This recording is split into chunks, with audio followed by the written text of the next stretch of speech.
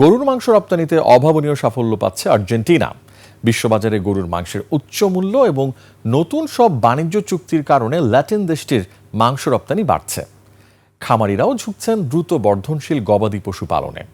দ্রুতই আর্জেন্টিনার মাংস শিল্প নতুন উচ্চতায় পৌঁছানোর ধারণা বিশ্লেষকদের। মহিমা পলির report. Asado barbecue, stake house এবং মাথাপিছু গরুর মাংসের সর্বোচ্চ ব্যবহারের জন্য বিশ্বজুড়ে ব্যাপক খ্যাতি রয়েছে আর্জেন্টিনার। বাংলাদেশের মতো আর্জেন্টিনাতেও গরুর মাংস দারুণ জনপ্রিয়, তবে মাংস উৎপাদনে অনেক এগিয়ে দেশটি। এবার আর্জেন্টিনা মাংস রপ্তানি বাড়ানোর উপর জোর দিয়েছে। চলতি বছরও দেশটির মাংস উৎপাদন বেড়েছে। আগামী 4 বছরে আর্জেন্টিনা থেকে মাংস রপ্তানি 50% পর্যন্ত বাড়তে পারে বলে ধারণা করা হচ্ছে।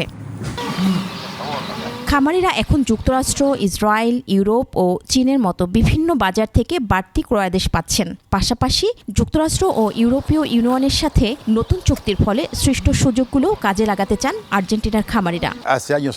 আমাদের কাজের পদ্ধতিতে বেশ পরিবর্তন এসেছে। আগে আমরা ছোট আকারের পশু খামারে নিয়ে আসতাম এবং 300 কেজি ওজন হলেই সেগুলোকে জবাইয়ের জন্য পাঠিয়ে দিতাম। এখন খামার থেকে বের হওয়ার সময় পশুগুলোর ওজন থাকে প্রায় 550 কেজি।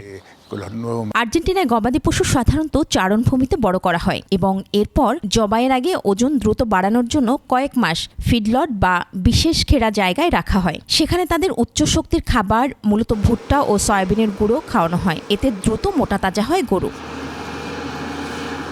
শিল্প বিশ্লেষকদের মতে যুক্তরাষ্ট্র ও ইউরোপীয় ইউনিয়নের সাথে বাণিজ্য চুক্তিগুলো আর্জেন্টিনাকে আরও বেশি গরুর মাংস বিক্রির সুযোগ করে দিচ্ছে, কারণ এর ফলে কম শুল্কে বড় আকারের আমদানি কোটা পাওয়া যাচ্ছে।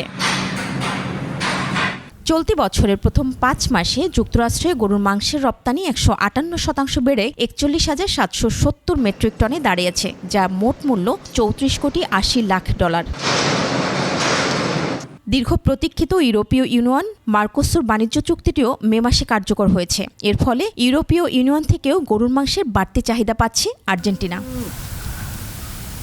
আর্জেন্টিনা বছরে 10 লাখ টন গরুর মাংস রপ্তানি করে, যা দেশটিতে উৎপাদিত মাংসের প্রায় 30%। আগামী বছর এই রপ্তানির হার বেড়ে 40% পৌঁছতে পারে বলে আশা করছেন সংশ্লিষ্টরা।